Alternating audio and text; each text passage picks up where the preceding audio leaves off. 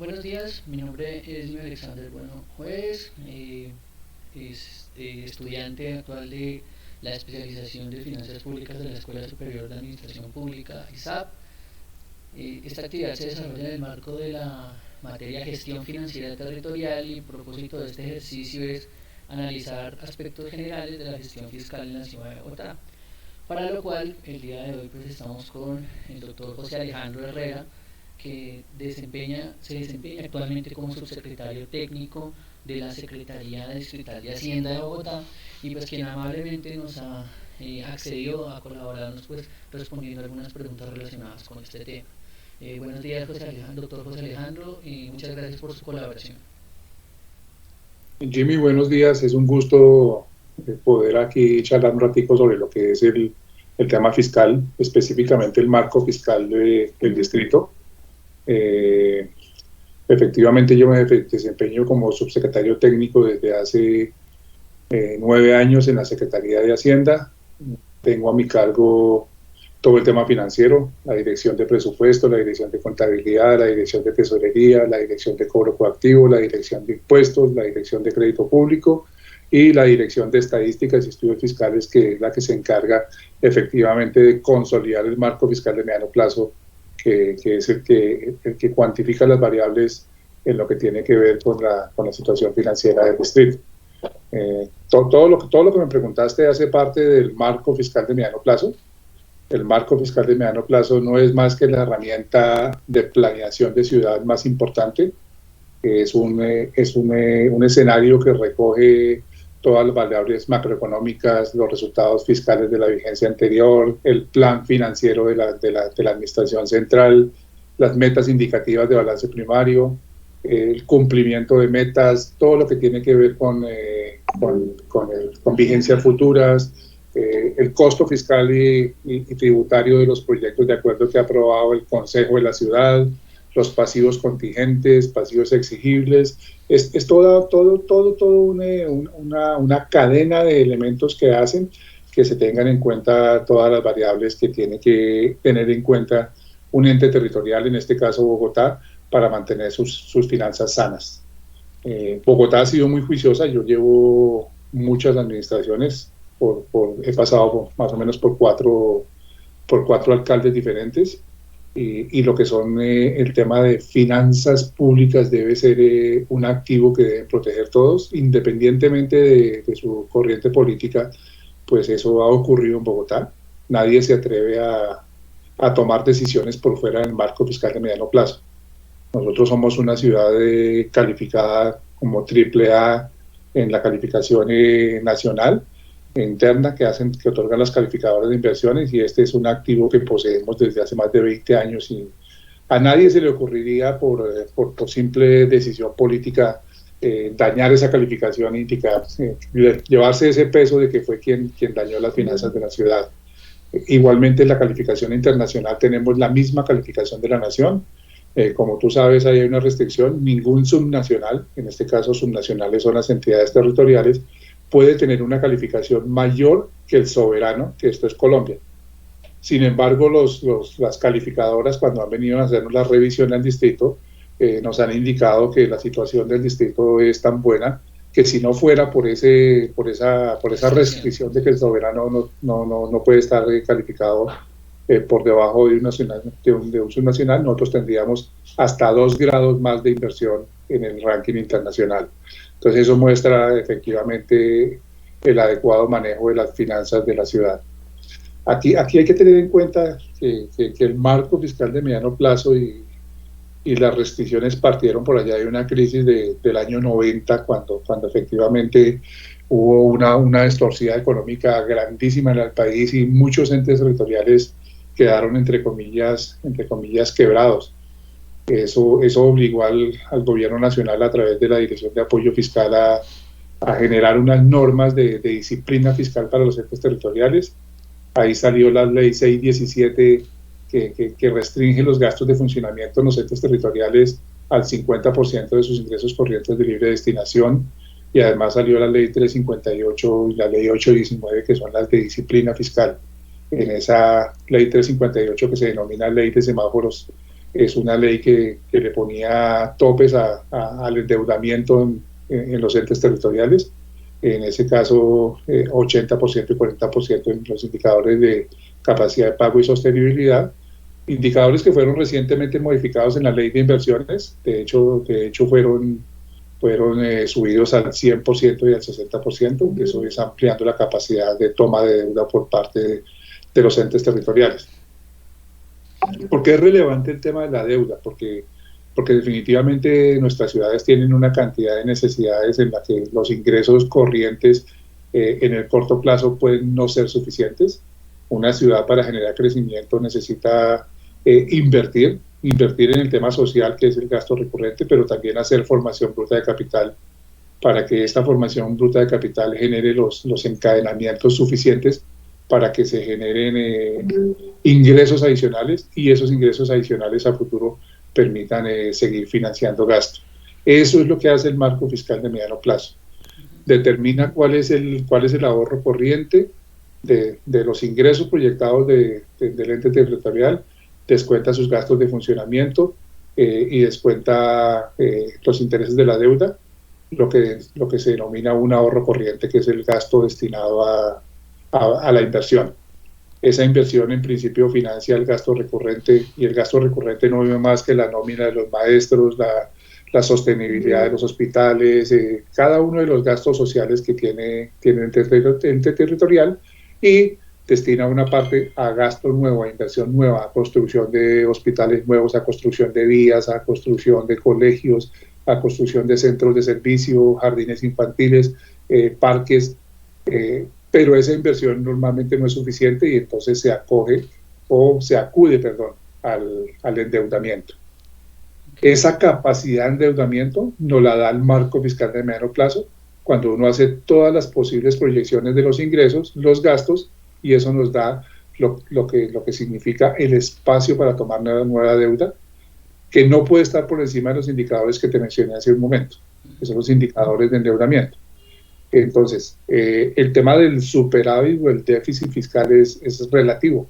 Una ciudad que necesita crecer constantemente necesita hacer choques de inversión, y eso significa acudir al endeudamiento, y eso indica que en esos años en los que acude al endeudamiento proyecta un déficit de tal forma que pueda hacer esas inversiones, y la ley 819 lo que dice es: en los siguientes 10 años ese déficit debe ser compensado de tal forma que el promedio de los 10 años sea positivo.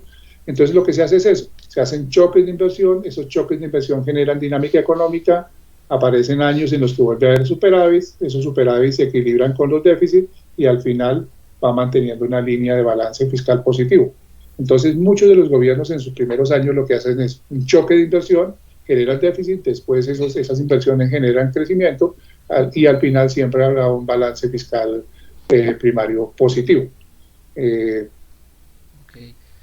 Eso hace que esas inversiones que te comento hacen que nuestros principales ingresos pues efectivamente se mantengan, que crezcan por encima de la inflación. No tiene sentido para un ente territorial que sus ingresos corrientes no crezcan por encima de lo que crecen sus gastos corrientes. Eso significaría como una empresa que está destinada a que a largo plazo pues no va a ser sostenible, y ese es el reto de las administraciones: buscar fuentes adicionales, hacer que las fuentes que tiene sean suficientes, y que la proyección de crecimiento sea consistente con la proyección de gasto. Nuestros principales ingresos en Bogotá pues son el predial. En orden, el ICA. El ICA es el principal ingreso de la ciudad, y que responde a la dinámica de la economía. Efectivamente, cuando la economía va bien, al ICA le va bien. Cuando la economía va mal, el ICA cae, como pasó con la pandemia. El siguiente ingreso es el predial. El predial es un ingreso muy importante para la ciudad, y después ingresos como impuesto de vehículos, y ya después participaciones del gobierno nacional y otros ingresos que tienen una participación pero que no es mayoritaria. Estos tres son los más importantes, representan casi el 80% de los ingresos corrientes del distrito. fundamental que para efectos de ingresos pues se tengan las condiciones para que los mismos mejoren. Es un adecuado cobro de cartera, una adecuada fiscalización. En el caso del predial, que es una de las fuentes principales de los entes territoriales, es que tengan su catastro actualizado. Si el catastro no está actualizado, están perdiendo dinero, porque no saben cuál es el verdadero valor del suelo en ese municipio, en ese ente territorial. Por eso últimamente ha sido muy importante el fomento por parte del Gobierno Nacional de los catastros multipropósito, de que todos los entes territoriales tengan actualizado su catastro. Eso fortalece sus finanzas. Eso es a grandes rasgos, Jimmy, en el tiempo que tenemos, el resumen de lo que significa un marco fiscal de mediano plazo, su manejo responsable, respetando siempre los límites que nos imponen la ley 819, la ley 358, la ley 617, la búsqueda de crecimiento económico acudiendo al endeudamiento responsablemente y el fortalecimiento de los ingresos. Ok. Doctor Jorge Alejandro, una pregunta, digamos, en los periodos que usted ha estado frente al tema de los fuentes de funcionamiento, ¿se ha mantenido, digamos, el tema en cuanto a esa participación, por ejemplo, mayoritaria de lo que es el predial, el ICA, bueno, digamos, la parte como de tributaria, los ingresos tributarios? ¿Siempre se ha mantenido, digamos, relevante a lo largo de los periodos, o eso ha variado, digamos, también con el tema se ha, no sé, de pronto alternado de pronto con tema de deuda, o han jugado los dos de la mano, digamos, esa dinámica cómo ha sido? Sí, como te comenté, Bogotá ha sido muy juiciosa con el tema del manejo financiero. Sí. Desde hace muchos años las decisiones de política fiscal se toman en un CONFIS. El CONFIS es el Consejo Distrital de Política Fiscal, y es un cuerpo colegiado que efectivamente reconoce la importancia de manejar unas finanzas sanas, y en ese sentido, sí, efectivamente ha sido necesario acudir a un endeudamiento. Una ciudad no crece si no toma deuda. Su ritmo de crecimiento es, pues, si yo espero a ahorrar la plata que necesito para hacer un hospital, pues probablemente no lo hago hoy, sino lo hago dentro de 10 años. Entonces el costo-beneficio de tenerlo hoy es más alto que el costo de la deuda que se paga. Eso siempre hay que tenerlo clarísimo. El costo-beneficio de proveer bienes y servicios hoy es mucho más alto en términos de lo que yo le entrego a la población, de lo que puede costar la deuda. Normalmente hay mecanismos, no necesariamente se acude a un crédito, a un endeudamiento con una multilateral o con los bancos o la emisión de bonos, sino también está el mecanismo de las vigencias futuras. Eso quiere decir que yo hoy comprometo con cargo a otras vigencias futuras gasto para poder hacer las obras. Entonces, hoy expido un CDP por 100.000 millones de pesos que me abarca la vigencia 22, 23 y 24. Entonces, ahí estoy haciendo uso de ingresos futuros, y eso los indicadores lo han catalogado como deuda. Entonces, sí es necesaria la deuda, sobre todo en formación bruta de capital que es intensiva en necesidad de recursos. Okay. Frente a planes y programas, digamos, ya saliéndonos un poco de la perspectiva del ingreso y mirándolo el gasto, ¿cuáles considera que han sido de pronto los planes, programas que han tenido como mayor relevancia y a los que se ha dirigido, por ejemplo, la gestión fiscal en estos periodos? Hay un componente de gasto social que todas las administraciones han reconocido. Definitivamente los sectores educación, salud, integración social tienen un componente bien importante del presupuesto. Podría uno decir que hacen parte del gasto recurrente, y es que sostener la infraestructura educativa, de salud, de integración, cultura, pues requiere unos recursos importantes, y buena parte de los ingresos se destinan a esto.